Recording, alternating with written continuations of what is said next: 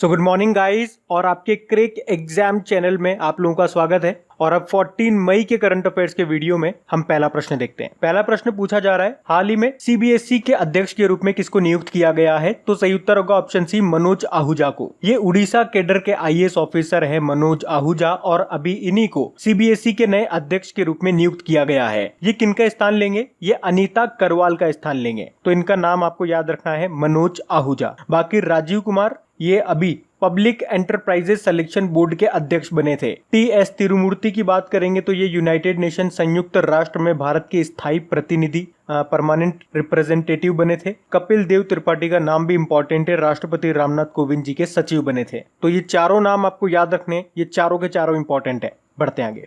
फिर है, हाल ही में किस राज्य के तेलिया रुमाल को जीआई टैग मिला है? सही उत्तर होगा ऑप्शन बी, तेलंगाना।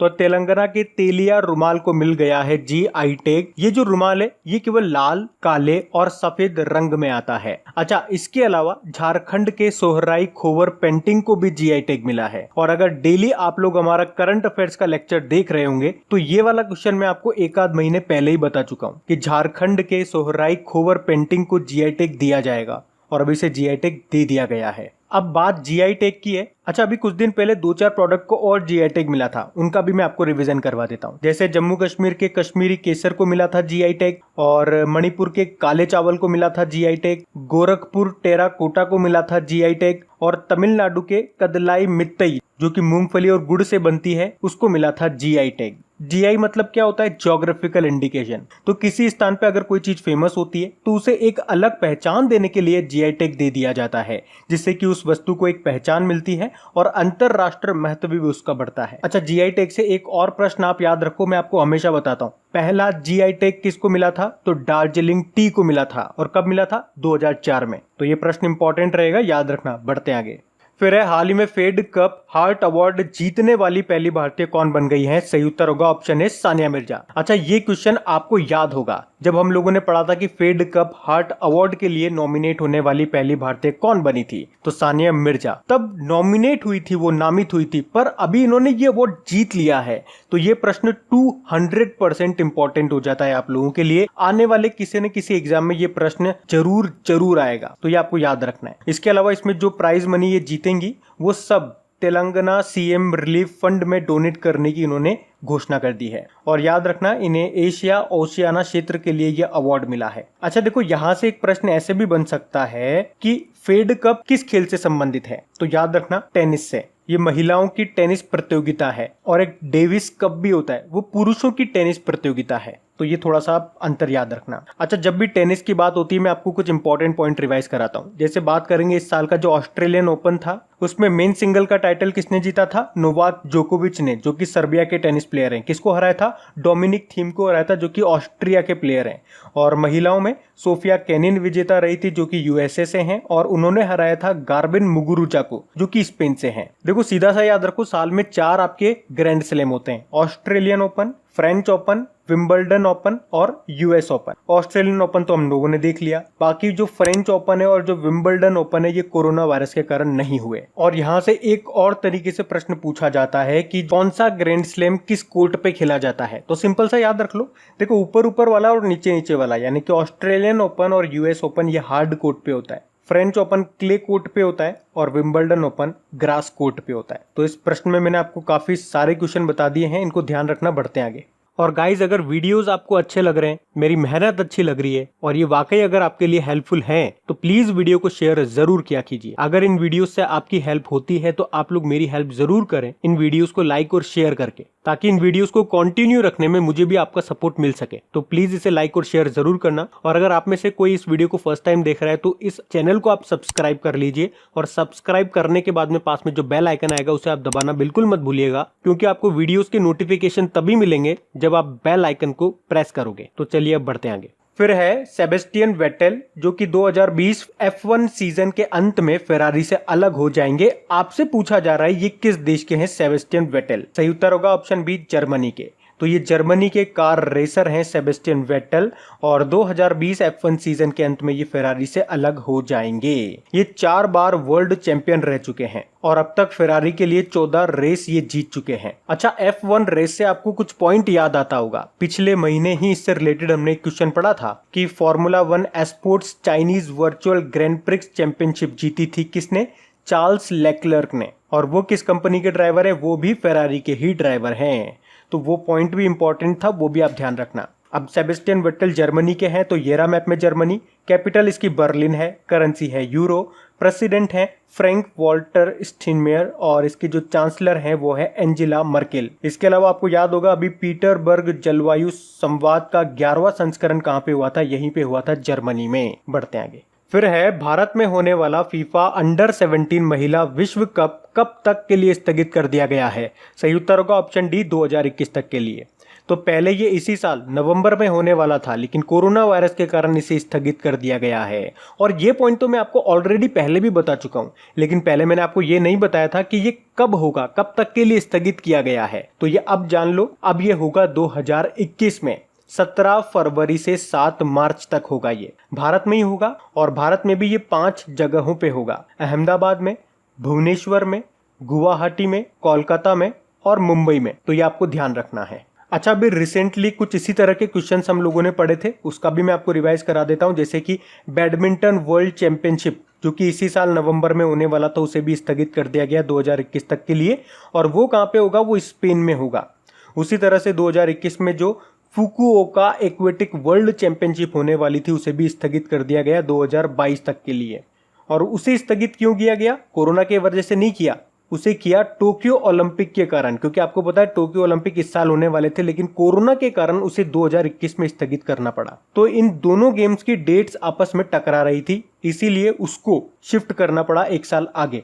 और यही कारण था कि हमने 2021 में जो कॉमनवेल्थ यूथ गेम्स थे उनको भी 2023 तक स्थगित करना पड़ा, 2023 में शिफ्ट करना पड़ा। और इसी तरह से 2021 में जो वर्ल्ड गेम्स होने वाले थे अमेरिका के बर्मिंघम में, उसको भी शिफ्ट करना पड़ा 2022 में। तो आप देख लीजिए, टोक्यो ओलंपिक जो हमने 2020 से 2021 में डाले, उसकी वजह से 3-3 गेम्स को शिफ्ट करना पड़ गया, क्योंकि डेट आपस में टकरा रही थी। तो चीजों को इस तरह से आप लाइन बाय लाइन लिंक करके याद रखोगे ना, तो आपको चीजें याद रहेंगी। बाकी अगर फीफा की बात है, तो फीफा की स्थापना हुई थी 1904 में। इसका हेडक्वार्टर है ज्यूरिख स्विट्जरलैंड में, और इसके अध्यक्ष हैं गियानी इन्फेंटिनो। और इसका मोटो क्या है? For the game for the world. अच्छा, अभी कुछ समय पहले फीफा रैंकिंग भी आई थी, उसमें टॉप पे है बेल्जियम। और भारत की रैंक क्या है? भारत की रैंक है 108। और फीफा से एक और पॉइंट बता दूं कि फीफा मेंस वर्ल्ड कप जो आपका 2022 में होगा, वो कहाँ पे होगा? वो कतर में होगा। और उसके बाद 2026 में जो होगा वो 3 जगह होगा, USA, मैक्सिको और कनाडा। तो ये पॉइंट ध्यान रखना। बढ़ते आगे।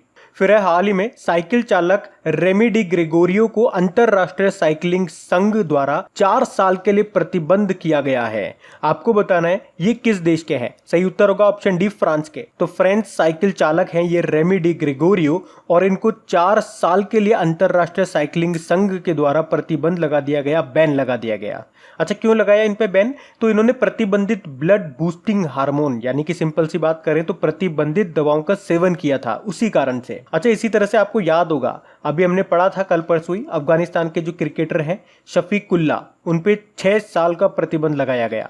और उससे पहले वाडा यानी कि वर्ल्ड एंटी डोपिंग एजेंसी ने डिस्कस थ्रोअर संदीप कुमारी पे 4 साल का बैन लगाया था।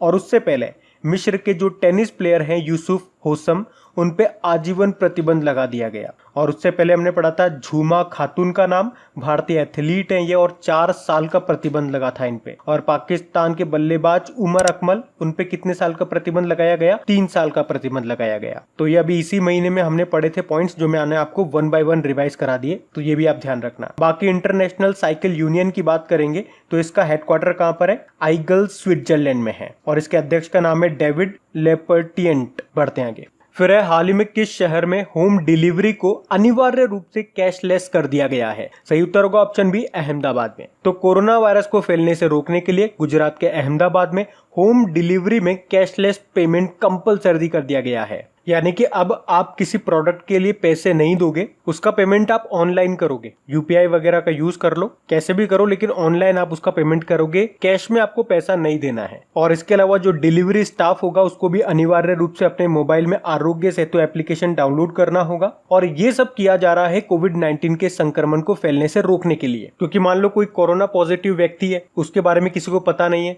उसने पैसे दिए किसी को, अब वो पैसे के साथ ही दूसरा व्यक्ति भी संक्रमित हो गया और इस तरह से आगे चेन से चेन बनती गई और संक्रमण फैलता जाएगा। तो इसी को रोकने के लिए ये करा गया है। अब अहमदाबाद है गुजरात में, तो ये रहा मैप में गुजरात। गुजरात की कैपिटल क्या है? गांधीनगर है। मुख्यमंत्री है विजय रूपानी और गवर्नर है आचार्य देवव्रत। अभी आपको याद होगा उम्बारे आंगनवाड़ी नाम से एक पहल भी शुरू की गई थी यहाँ पे, और अभी ऑनलाइन पढ़ाने के लिए गृह शिक्षा कार्यक्रम भी यहाँ पे शुरू किया गया था। इसके अलावा याद रखना स्कोच स्टेट ऑफ गवर्नेंस सूचकांक 2020 में टॉप पे रहा था गुजरात। उसके अलावा जल शक्ति मंत्रालय में भी जल भंडारण सूचकांक 2020 में भी टॉप पे रहा था गुजरात। और अभी शंघाई कोऑपरेशन ऑर्गेनाइजेशन के 8 अजूबों की सूची में शामिल किया गया था गुजरात में जो स्टैच्यू ऑफ यूनिटी है उसको। स्टैच्यू ऑफ यूनिटी आप जानते ही हो, सरदार पटेल जी की स्टैच्यू है ये, और दुनिया की सबसे ऊंची स्टैच्यू है ये। इसकी ऊंचाई है 182 मीटर। गुजरात के नर्मदा जिले में है ये। उसके अलावा यहाँ पे अभी सुजलाम सुफलाम जल संरक्षण योजना को फिर से शुरू किया गया था। बाकी अहमदाबाद की अगर बात हुई है स्पेशली, तो अहमदाबाद किस नदी के किनारे स्थित है? तो आप जानते ही हो साबरमती नदी के किनारे स्थित है। अहमदाबाद को याद रखना भारत का बोस्टन भी कहा जाता है, BOSTON बोस्टन। और अहमदाबाद में ही है आपका मोटेरा स्टेडियम, जिसका नाम अब बदल करके सरदार वल्लभ भाई पटेल के नाम पर रख दिया गया है। और जब डोनाल्ड ट्रंप भारत आए थे तो यहीं पे नमस्ते ट्रंप कार्यक्रम इसी स्टेडियम में आयोजित किया गया था। ये सबसे बड़ा स्टेडियम है, यहाँ पे जो बैठने की क्षमता है वो है 1.10 लाख पीपल। और जो आपका 11वां इंटरनेशनल काइट फेस्टिवल हुआ था वो भी अहमदाबाद में ही हुआ था। तो ये कुछ इंपॉर्टेंट पॉइंट्स हैं, याद रखना। बढ़ते हैं आगे।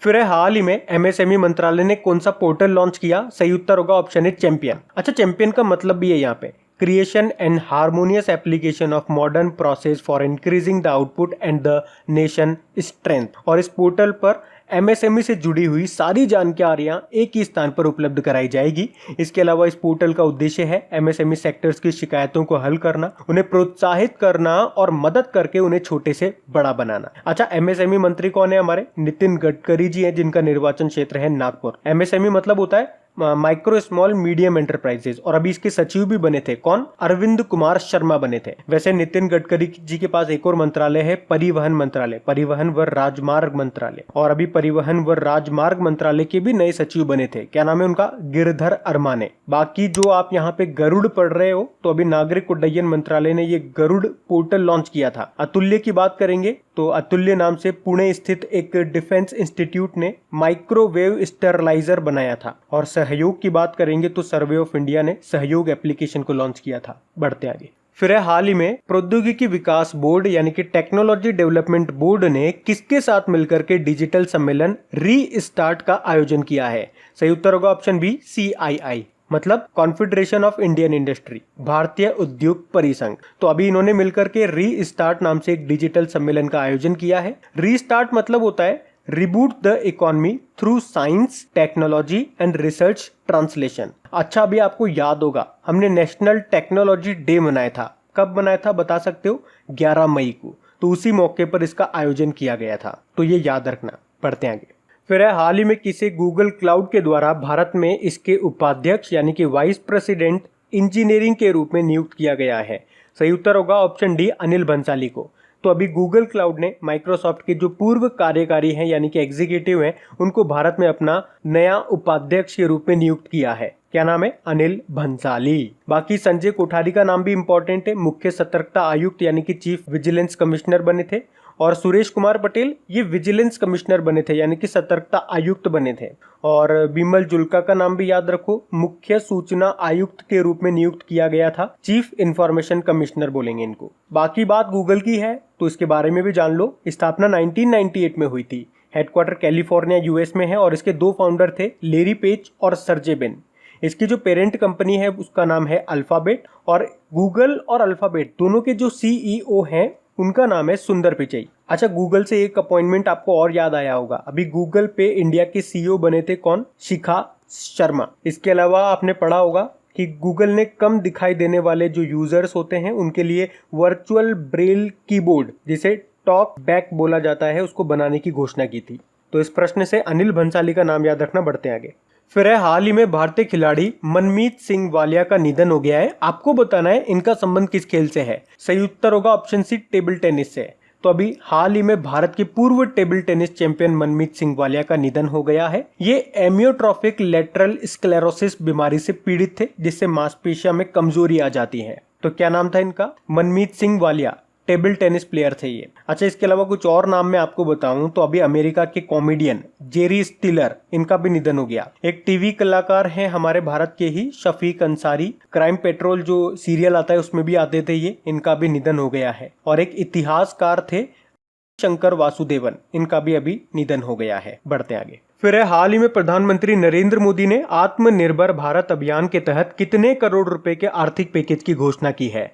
सही उत्तर होगा ऑप्शन सी, 20 लाख करोड़। तो अभी आपको याद होगा, आपने पढ़ा भी होगा, मोदी जी ने लैंड, लेबर, लिक्विडिटी और लॉस पर बल देते हुए 20 लाख करोड़ रुपए के आर्थिक पैकेज की घोषणा की है। साथ में उन्होंने ये बताया है कि ये जो राशि है ये भारत के जीडीपी का 10% है। और उन्होंने उसमें ये भी बताया था कि ये पैकेज किसानों के लिए, मजदूरों, मछुआरों, प्रवासियों और देश के उद्योग को राहत देने के उद्देश्य से जारी किया गया है। ये पैकेज देश की विकास यात्रा और आत्मनिर्भर भारत अभियान को नई गति देगा। इसके अलावा प्रधानमंत्री मोदी जी ने भारत को आत्मनिर्भर बनाने के लिए 5 स्तंभों यानी कि पिलर्स की बात भी कही थी। वो 5 पिलर क्या क्या है मैं आपको बता देता हूं जो उन्होंने बताया, क्या पता एग्जामिनर पूछ ले। एक तो है अर्थव्यवस्था यानी कि इकोनॉमी, दूसरा है इंफ्रास्ट्रक्चर यानी कि बुनियादी ढांचा, तीसरा है सिस्टम यानी कि व्यवस्था, और फिर चौथा है डेमोग्राफी, और फिर पांचवा है डिमांड। तो ये भी थोड़ा सा ध्यान रख लेना। बाकी अब कल के वीडियो में पूछे गए प्रश्न की बात करते हैं।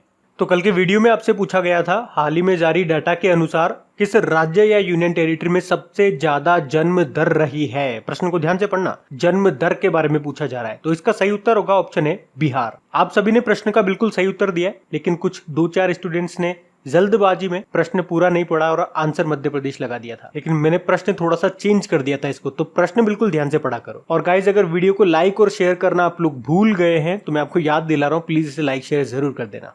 तो गाइज, इन सभी क्वेश्चंस का क्विज बना करके मैंने एप्लीकेशन पे अपलोड कर दिया है। तो अगर आपने वीडियो बिल्कुल ध्यान से देख लिया है तो वहां जाइए और इन सभी क्वेश्चंस का आप प्रैक्टिस लगा लीजिए, ताकि ये सारे क्वेश्चंस आपको अच्छी तरीके से याद हो जाए। और जो नए स्टूडेंट इसे पहली बार देख रहे हैं, आपको बता दूं कि क्विज में अब रैंकिंग फीचर भी ऐड हो चुका है। तो अगर आप कम समय में ज्यादा से ज्यादा क्वेश्चन राइट करते हो तो आपका नाम आपके फोटो के साथ टॉप 10 स्टूडेंट्स में आपको दिखाई देगा। आपको ही नहीं, जितने भी लोग क्विज लगाएंगे उन सबको दिखाई देगा कुछ इस तरीके से, ताकि आपको भी एक अंदर से मोटिवेशन मिल सके कि आपको भी यहां तक पहुंचना है, ताकि सब लोग आपको टॉप 10 में देख सकें। लेकिन इसका मतलब ये नहीं कोई शॉर्टकट तरीका आपको अपनाना है। यहाँ पे आप अपनी प्रैक्टिस कर रहे हो तो बिल्कुल ईमानदारी रखना, क्वेश्चन को पूरा रीड करना और ध्यान से आंसर लगाना।